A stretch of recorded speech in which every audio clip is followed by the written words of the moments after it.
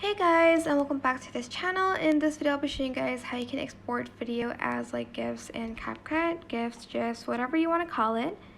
So I'm just going to quickly add in like a style real quick to the video, maybe this like flash velocity one, and I want to turn this into a GIF. So just simply select the export button, which is on the top right corner of your screen. Select GIF instead of videos.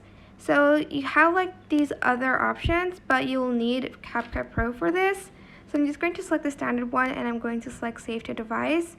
And now I'll have this GIF, and it's going to be saved to my gallery, and I'm just going to press done. And that is it. I hope this tutorial was helpful for you guys. Don't forget to like, comment, share.